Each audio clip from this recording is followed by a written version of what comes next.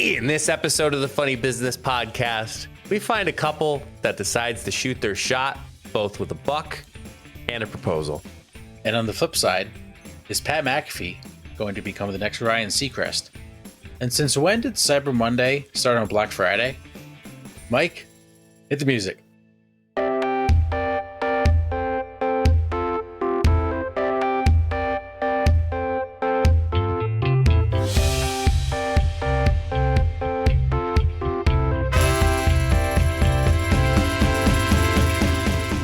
And I'll rise up. I'll rise like the day. I'll rise up. I'll rise unafraid. I'll rise up. And I'll do it 1,000 times again. And welcome back, everybody, to another episode of the Funny Business Podcast. You may be wondering, why did I recite? I was going to sing it, but I know that's in a higher octave. Wondering why I recited it rather than I sung it. Matt, do you know why? No, I couldn't tell you why. I was going to hold it for the other half of the show, but I just couldn't hold my excitement to share with everybody today. I went down, of course. I finally can rise up and not have it go back down. Yes, I have a new chair. As you rise into your microphone. Matt, let me tell you. Congratulations. This thing. Thank you. It's been a while. Just a quick moment of silence for the Staples chair that I got, the blue and black one. Moment of silence for everybody. Thank you. Yep. Matt, the best thing about this chair, let me tell you, I can actually lean back. Lean with it, rock with it. Nice. New chairs are always good. You gave yourself a little pre-Christmas present. Well, it's my birthday, you loser. You gave yourself a birthday present. Thank you, Mom and Dad, for getting me this nice chair. It also has a leg rest, too, which I'm not going to try to do that. But and it has a massager on the back as well. Oh, wow. That's fancy. So basically, you never have to get off your chair. No, I don't. And, everybody's talked about it. They're like, that's a really nice gift. I'm like, yeah, I literally spend most of my time either gaming, editing, or just being an idiot on the internet. That's $10,000 an episode. You got to be comfortable, Yeah. I mean, listen, we can't, people look at our stuff and be like, wow, those guys have really nice stuff. But when you get $10,000 an episode, you have to splurge on yourself once in a while. Mm-hmm. Yeah. I was talking to our VP of my workplace, and for some reason the podcast got brought up, and I said, Matt and I talk about, making $10,000 an episode. And I said, this job, I'm just doing it for the hell of it. I'm just, I have no greater care in the world than just doing another job for no apparent reason. But he got a big kick out of that. It was a good laugh. I wonder if there's people out there that actually listen. They're like, wait, they make $10,000 an episode?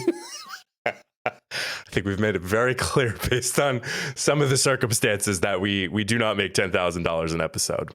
Maybe five. One day we will. Yeah, fives. Listen, we're not going to say how much we make per episode.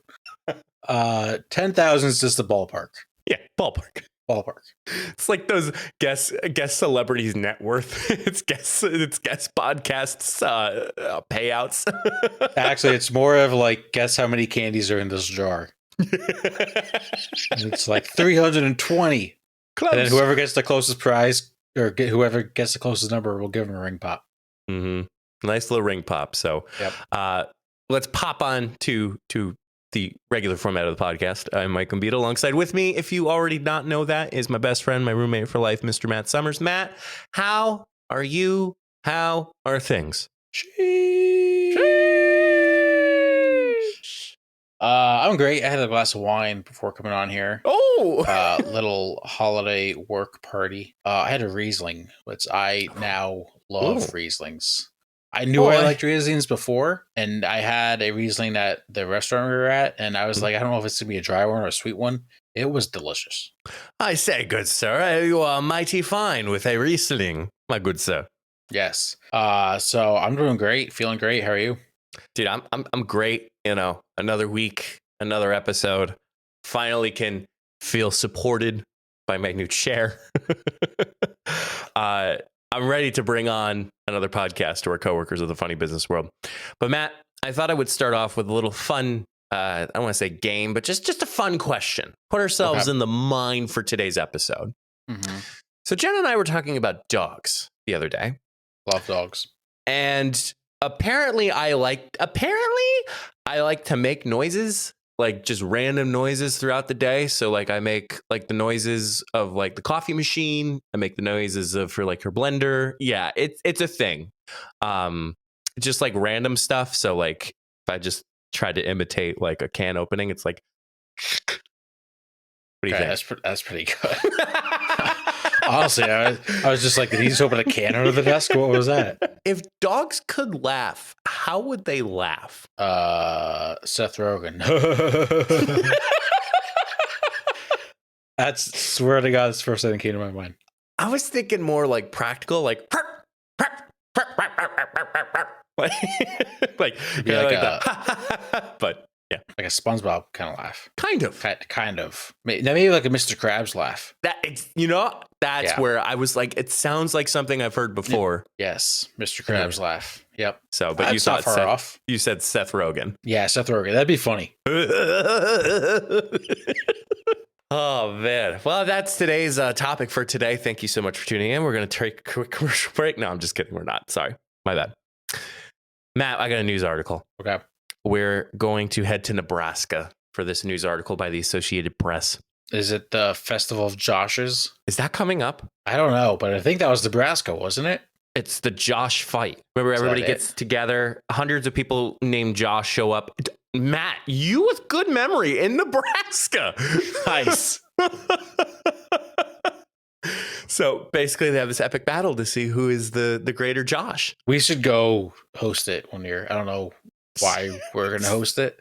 And I was just that I'm never going to Nebraska, so scratch that idea. Live commentary from the Funny Business Podcast. And Josh from the top rope. And Josh gets out of the way.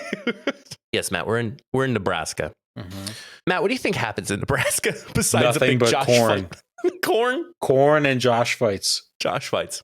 Crappy football. Matt, do you ever hunt before? I've never gone hunting. Never gone hunting? Nope, never shot a gun. Yeah, we've never even target practice or nothing. So I'm more stick than you. Yes. I've only went hunting once, bagged a nice 4-point buck. Nice. It was more of like basically it looked like this almost. Sorry for the people who are listening. What are those called? Horns. No, but that's what kind of buck is it? A 4-point buck. Yeah, but like, if they're not sticking up all the way, then are you not supposed to shoot those? This is a spike. Spike buck. Yeah, I don't think you're supposed to shoot spike bucks. No, you can. Yeah, you can't shoot spikes. You can shoot. Oh, but you shot a 4. Okay, all right. Yeah. Okay. The Richard Nixon of deer. That helps our listeners out in depicting what it is. So, Matt, there was a deer hunting trip that occurred in Nebraska. Samantha was on this trip. She was on this trip with her boyfriend Cole, and they spotted a buck south of Lincoln, Nebraska. Mm-hmm. A giant buck. It had 11 points. Wow. 11-point buck. Boy. Matt, Cole asked Samantha to take the shot. Oh, no. Mm-hmm. Did she hit him? She did. Killed the deer. And Matt, after it was all said and done, Cole decided to get on one knee and propose. Oh, Cole, what are you doing, buddy? So it was, apparently they had a professional photographer capture the moment. And during the shot, he got down on one knee and asked Samantha to marry him. Did she say yes? She did, in fact, say yes. Well, good for them. What are your thoughts? Because I have a big thought. I'm going to save it. Well, Matt, I will share that the proposal was inspired by a friend's similar experience during a hunting trip in Alaska. Oh, really? The couple's friends were surprised and amused when they saw the photos, unsure if they were more shocked by the engagement or the size of the deer. So, to put in my 2 cents, I think we talked about this before. Proposals are meant to have a little personal side. They are meant to be special. They are meant to be tailored to the person that you are popping the question to. I think it's a little dangerous. A little. Samantha was probably still holding the gun when this happened, which, like, quite a quick way to say no. I think it was special. It was special enough where it made sense, but I will let you digress into your opinion. Well, I have my tinfoil hat on.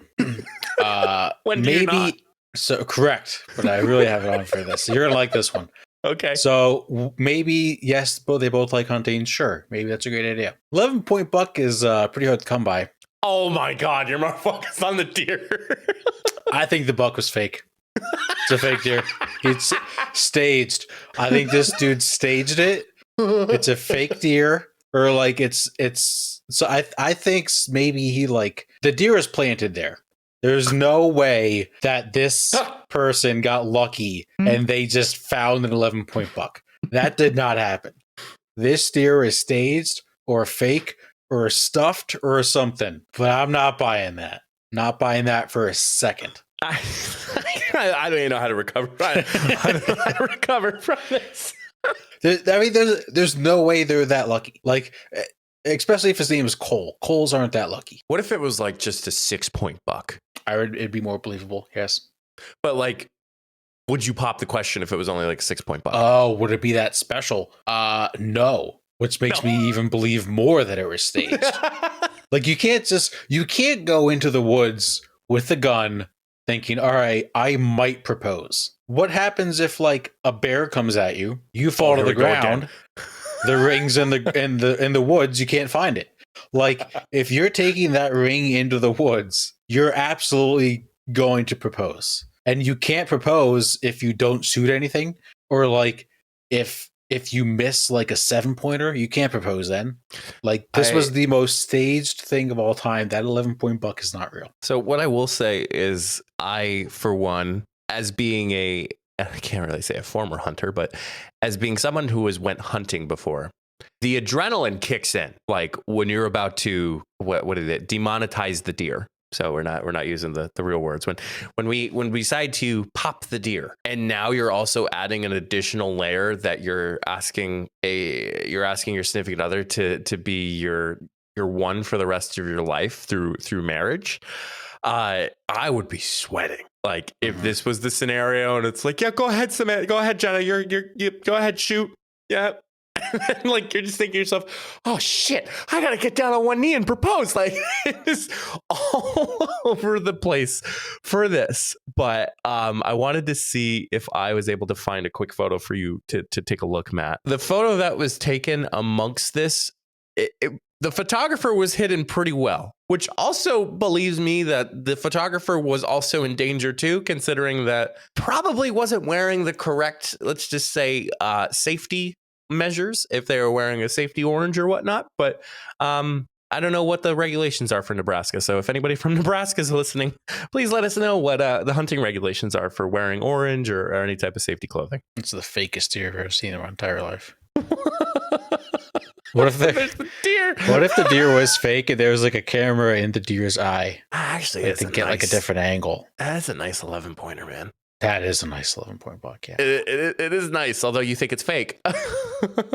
Yeah, for a fake 11-pointer, it's nice. This also takes it. This is a certain type of girl you can propose to while hunting. Like this is definitely something that like we say like proposals are meant to be special. This is like a niche level of special. Like there's probably how many people in the history of time, and okay, let me rephrase this question. In the last 20 years, how many people have proposed while hunting? Probably under 100. Yeah, I mean, it is super special. I think let's just say the occurrence and the luck that it took to get an 11-point buck kind of worked out to your favor, because you bringing home 2 trophies, a new fiance and an 11-point buck. The only devil's advocate I'll play here, it kind of ruins every other hunting trip though, because like nothing's going to top that. Nothing is going to top an 11-point buck and getting engaged. Even if it was a 12-point buck, I think people would still be, the couple would be like, oh man, like this is just like, it's not as special as the last time. Mm-hmm. I think they have to move on to like another animal that's not endangered. Counterpoint, Samantha has to let Cole shoot like an 8-point buck and then be like, hey, by the way, I'm pregnant. This is now how they have to surprise each other. They have to kill a deer before they tell them big news. That is what they have to do. We're going to go shoot a buck before I tell you this. Hey, honey, grab your rifle. We're going hunting. It's June. It's fine. Doesn't matter. Thank you for being sarcastic and knowing that there's hunting seasons. Yes. So Matt, there was with the friends, there was mixed reactions, obviously with the proposal, but also with the 11-point buck. So how would you feel as that friend that got sent the photo of the proposal? Of the guy that did it first? No, like just the photo, the photo that you saw of him getting on one knee. Like, let's just say you were sent that photo of like, hey guys, big news. My first thought is like, do I have to wear like a camo tux to the wedding? Because that would be awkward. I'm not kidding. That's probably my first thought is like, what do I have to wear to their wedding? Oh, they also have to serve deer at their wedding. Or yeah. Could you imagine they have that like buck as like the centerpiece? Like they have it like above them in the back, like when they're sitting at their what do you call it? The lover's table? Cupid's table. I don't even know. Mm-hmm. I'm not doing wedding planning right now. No, absolutely not. Yeah, they do have to incorporate the antlers in it somehow. They still have yet to confirm a wedding date, but they said that they're considering a wedding date next fall.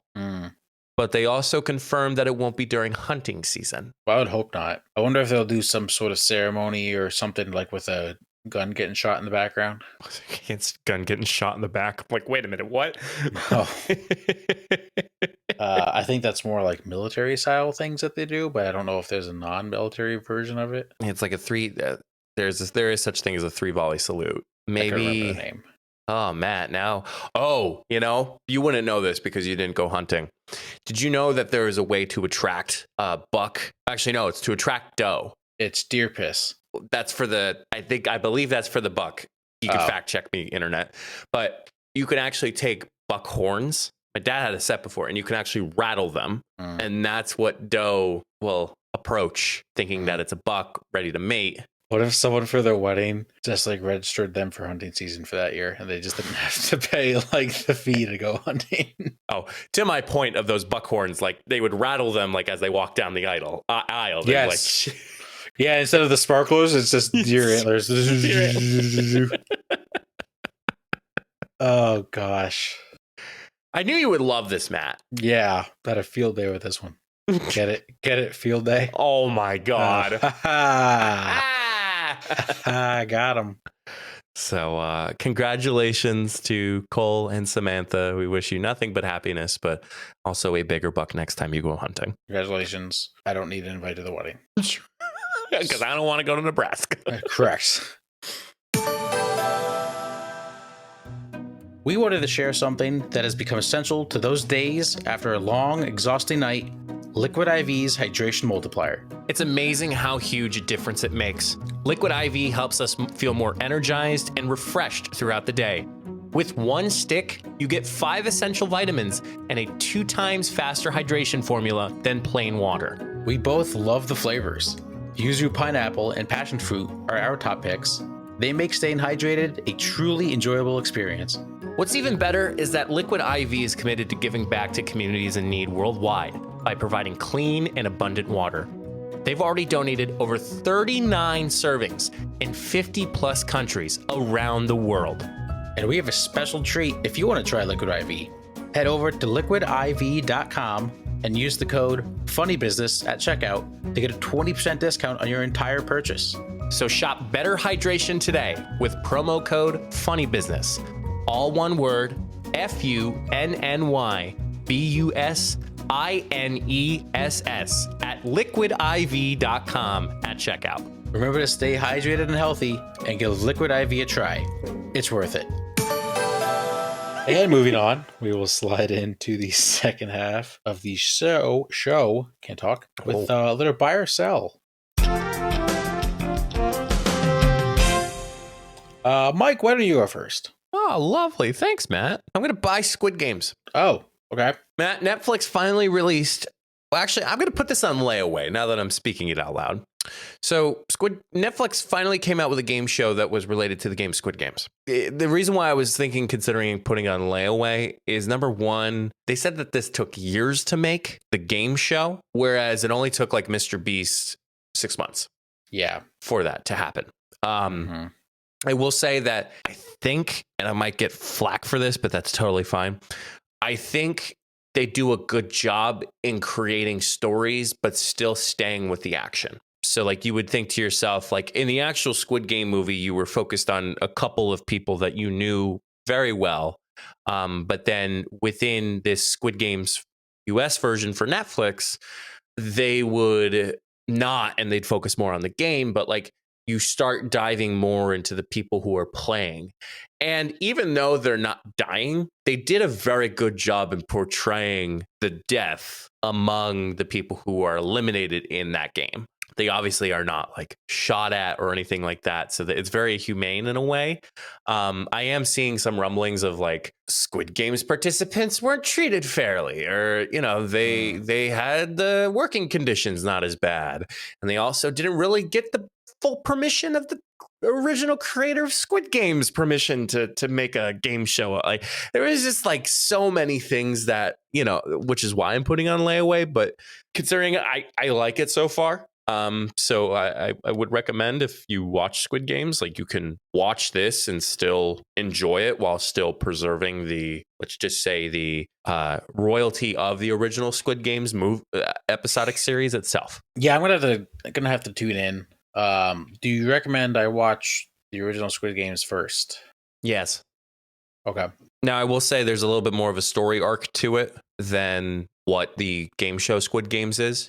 Mm-hmm. I think if you watch the actual Squid Games first, then you could see like the comparison. They throw you some curveballs. Game shows are always just fun to watch. I don't know if you saw the whole debacle with Surviving Barstool. Did they like put it on pay-per-view and all that stuff? So I haven't watched it. I've been tempted, but what happened was YouTube took it down for like bad content. There's a subscription for it. Like you could buy Surviving Barstool, but then once all the episodes comes out, they're just going to release all the episodes for free. I'm just going to wait, but it looks funny. Yeah. Game shows are always just like, even different variations of game shows. Like I grew up watching Survivor. Survivor's awesome. Big Brother. Yeah, Big Brother. I never really got into Big Brother. But they're just fun to watch. They're entertaining. Yeah. Deal or No Deal? Yeah. Snowflake Mountain. Snowflake Mountain? I've never heard of that one before. Yeah, I brought it up on the podcast probably like 2 years ago. Basically, it was a Netflix series, I think. And it was a bunch of like quote unquote snowflakes. Yes, sorry. Yeah, and they just threw them in the woods. It was great. It was electric. I remember that. Sorry. It was so funny. I don't think they renewed a new season, which is kind of upsetting. So I don't think they did, but man, was it funny. That was funny. And you know, Too Hot to Handle, Love is Blind. The best. Love is Blind, I think, got nominated for an Emmy. Yes, they did. Here was my question. Is Too Hot to Handle considered a game show or a reality show? Maybe a little bit of both? Question mark? Let's see what the official rating is. Because I guess you could say the same thing with Survivor. It is a reality dating game show. Okay. There we go. The best of both. The trifecta. The trifecta. So I think they are being renewed for another season, which I'm not surprised. For people also ask, how much is Too Hot to Handle staged? No, Too Hot to Handle is not scripted. No shot. Yeah. Actually, they did say, however, in an interview with Cosmopolitan, season 1 contestant Harry Jowsey admitted that production could influence his decisions, but ultimately they had the choice. I don't believe anything that comes out of his mouth. Yeah, right. So I'm also buying the 2023 Oxford Word of the Year. Oh, boy. Oh, I've seen this. Riz. Yes, sir. Yes, sir. You know how we both have Riz? We both knew the word of the year was Riz. Yeah. Yep. It's a fact. So for those who don't know what Riz means, it is short for charisma. And it is more so for individuals who are trying to flirt with a person they are interested in. More so pickup lines like it is back in the day. And but all Matt, I have to say is thank God we don't need Riz anymore. No, we don't. But Matt, there was a couple runner-ups. Do you know the runner-ups? Nope, did not see these. Matt, one of them was Swiftie. Nice. Congratulations to all the Swifties out there. We did it. Obviously fans of, as they said in the newscast, Miss Taylor. Another one is a beige flag. Okay, yeah, that was a big TikTok trend. Beige flag, and I want to make sure. Wow, this is how you could tell you're old. Getting the actual exact definition of what a beige flag is. A beige flag is a behavior that your boyfriend, girlfriend, spouse, or anyone else exhibits that's, well, kind of strange without quite crossing into full-on freaky territory. What do you think your beige flag is? That I have a podcast. Yeah. Yeah. And then lastly, something that we've discussed before, a situationship. Which is like just not a thing. Fully not committed, but like you're not really just like talking. You're in a situationship. Okay. Riz, congratulations to Riz. Word of the year. It's probably not going anywhere anytime soon because everybody just says it. Lastly, I'm eating all of the dessert. Go on. So everybody knew Matt was so kind to announce it was my birthday last Friday. Jenna did a wonderful job in celebrating it with me. One of the things that she did was she made a little treat, a little dessert, a little something sweet. So she decided to make one of my favorite desserts, a Reese's peanut butter cookie cup. So for those who don't know, typically the cookie this is a very popular cookie, but most cases people would see a Hershey Kiss in a cookie. So think of a Hershey Kiss. Instead of a Hershey Kiss, excuse me, I can't even talk. I'm giving you my skill of not being able to talk. Yeah. So instead of a Hershey Kiss, it is a Reese's cup that goes into a peanut butter cookie. So it's just double peanut butter, and they were so good out of the oven, but they are even better when they're in the fridge, because you should always put your cups in the fridge. My point in my cell is I'm down to the last 2 cups. And I want more. No. That is tough. It is hard. Clip. It is hard, like when you have really good dessert, to not just like eat it and eat it and eat it. My mom's dropping off some of her famous chocolate chip cookies tomorrow. And April's never had one before, which I don't know how that's possible. Yeah. Right? So very excited for that. And then I'm also selling broken appliances. Matt, your air fryer that you gave us is no longer with us. That's okay, as my mom's. It wasn't even mine. I know. Yeah. Was it bad? It just stopped working. Oh. And we tried like every little thing possible, and it did not work. Did you try unplugging it and plugging it back in? Yes, we did, Matt. Well, then you gotta get a new one. Yep. And we did. Somebody had an air fryer down in their basement. Shout out Margot and Mark. Somebody had an air fryer that wasn't open up in their basement. They're like, "Do you want an air fryer?" We're like, "Perfect." You guys are never going to have to buy an air fryer, because when the next one breaks, someone's like, "Hey, you guys want this one that we have?" And they're like, "Sure." Yes. Oh my gosh, Matt, I think you might be right. I think the universe is telling us something. That's great. So that's all I got for buy or sell. All right. I am buying us, but mostly Mike. Okay. I just want to give a credit to you, because I feel like you're really more responsible for this than I am. But have you seen our YouTube numbers lately? Heck yeah, man. YouTube is popping off. If you're not following the YouTube, solo.to/funnybusiness, go follow the YouTube. The shorts have been popping off. The views on YouTube have been popping off for podcast episodes. So thank you listeners at home, co-workers of Funny Business Podcast. You guys are great. Technically, Matthew, you have some contribution to it. I do, but you mostly edit and post most of the stuff. So I will credit you with more of the success than me. Great success, but to have success. Yes. I'm also buying Stranger Things. What's stranger about things? So I have been rewatching Stranger Things. Okay. April has been watching it for the first time. And it is just such a good show.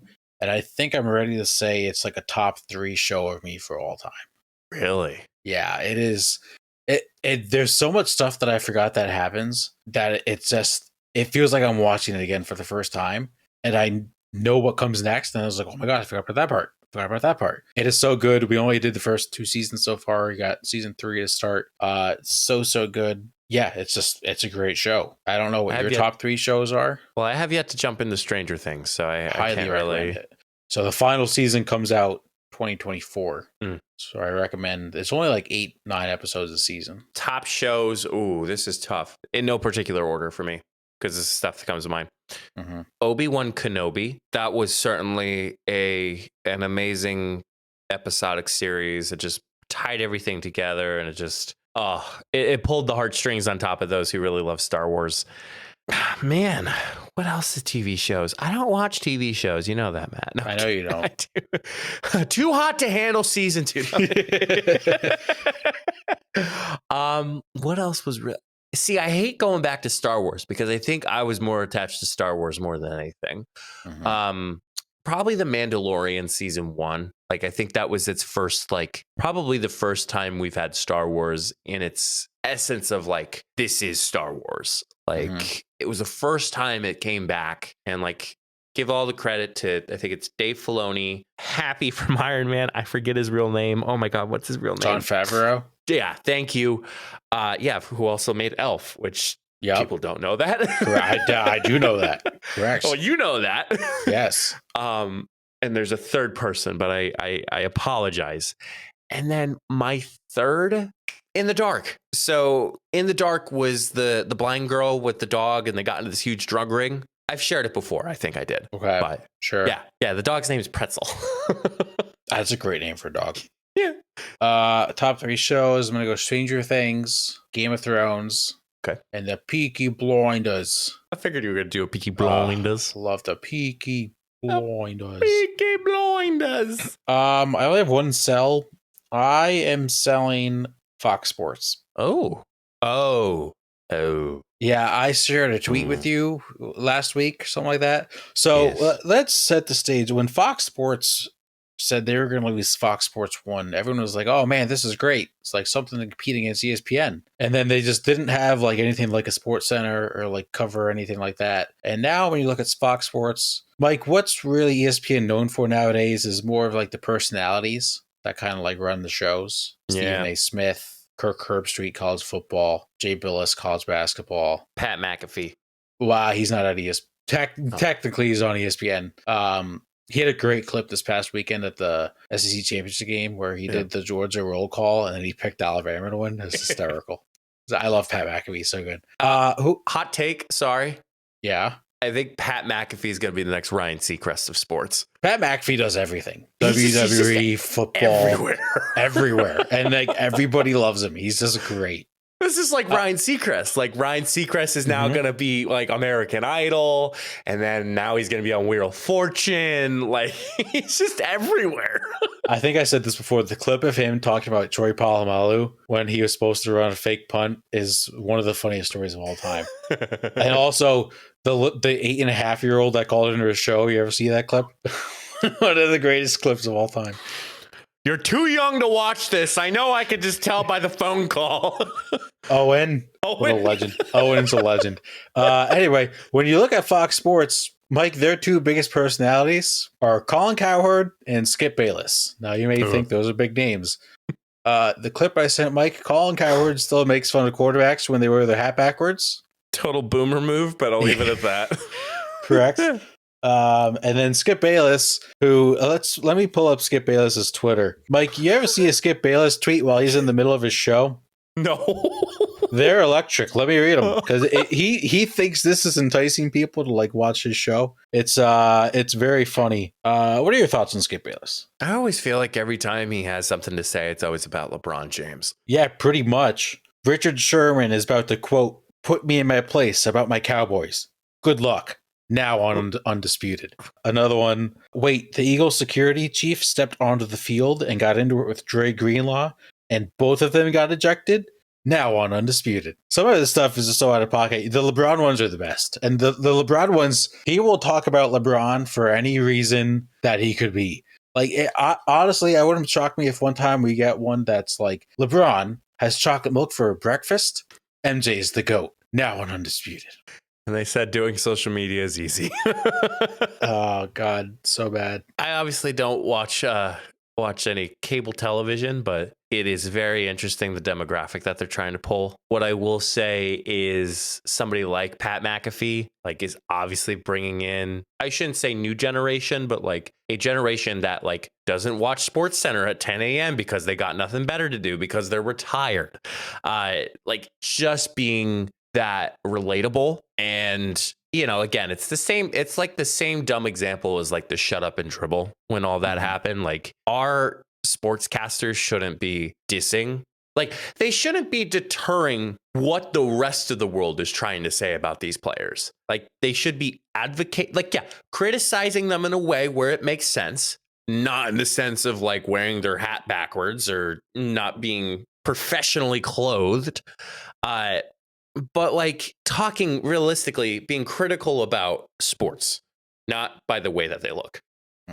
LeBron James uses a coupon to buy Charmin Ultra toilet paper. How soft is he? Next on Undisputed. So bad.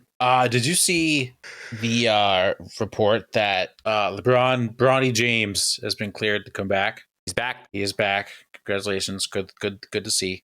LeBron was planning on missing the Lakers game to attend his son's first college game. I like that. That is nice. Yeah, they gotta have PTO somewhere. Yeah. How much PTO do you think an NBA player gets? Let's ask Kyrie Irving. Yes, that's just called load management. Yeah. That concludes Buy or Sell. We will end the show with some Take It.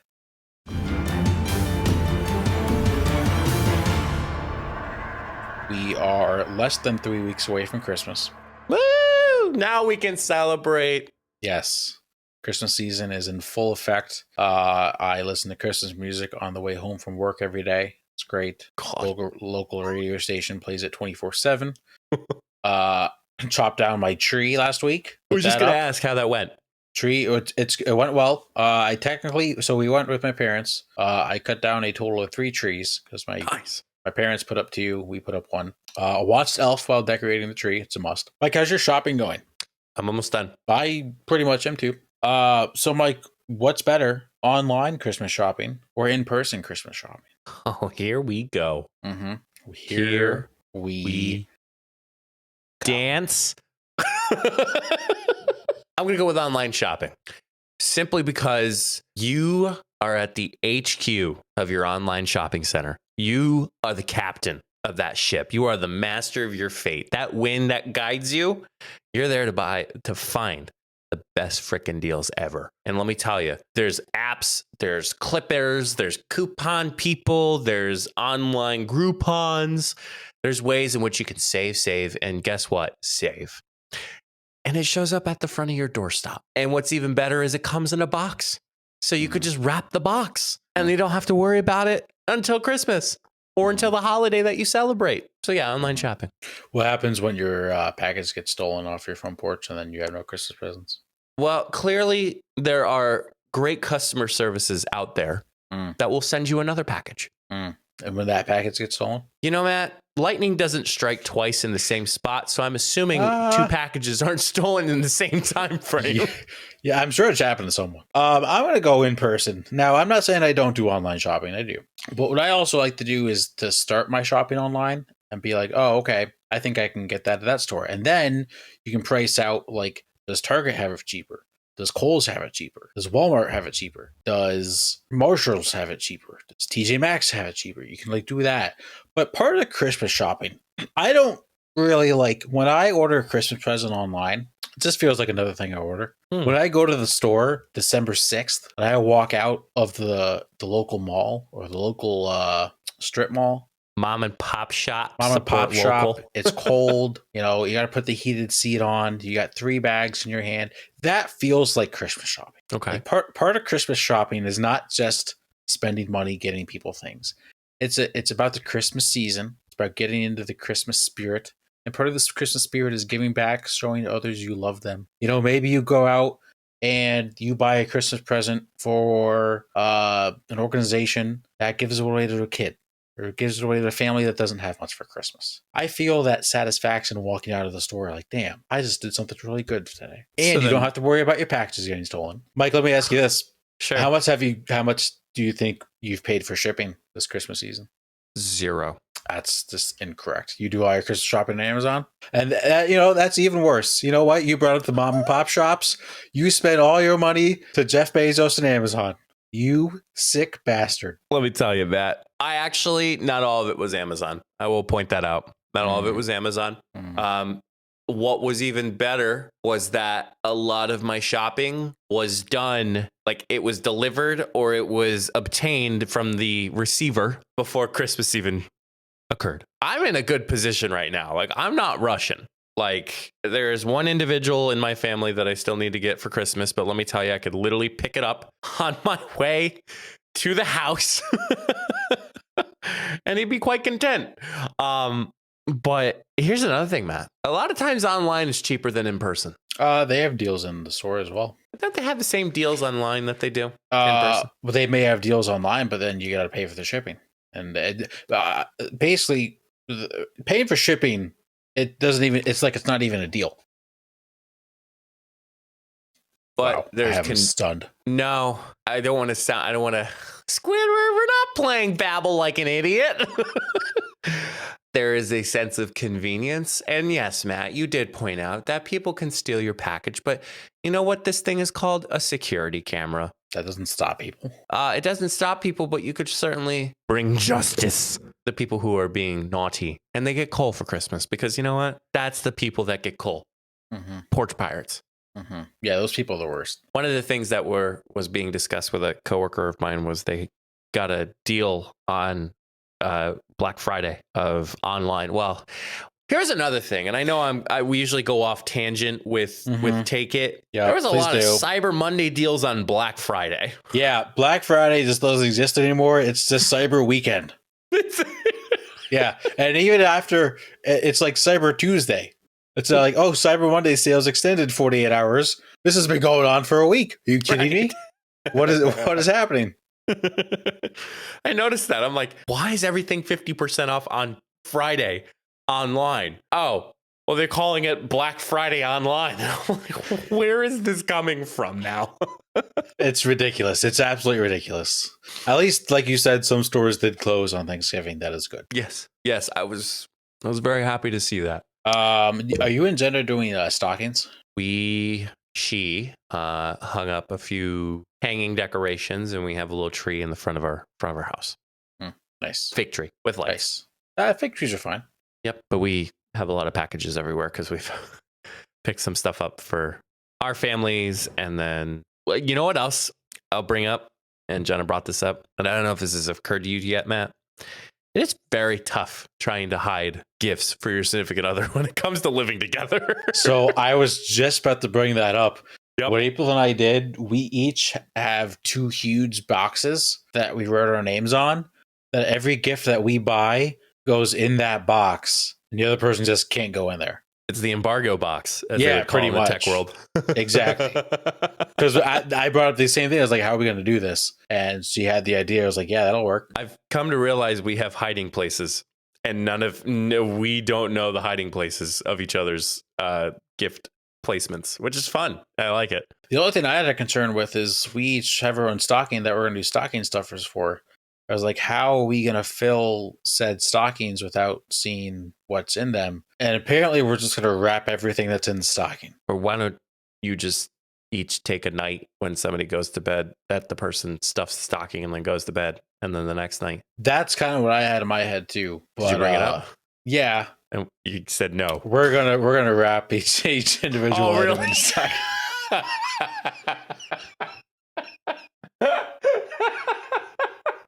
They're not, in all seriousness, they're not like huge stockings. It's not going to take long. But yeah, no matter how you shop, where you shop, or even if you do give gifts on a holiday season, I think it's just important to know it's not the gifts that matter, but it's Correct. the people that you spend with or the people you think about during this holiday season. Well said. Not a bad ticket, Matt. We've done a lot of Christmas stuff. I was trying to think. I have an idea for a future segment that I got to work on. Are we bringing jolly old Saint Nick on the pod? We could. Someone jolly. Someone jolly. Not really Saint Nicholas, but what about the Bellschnickel?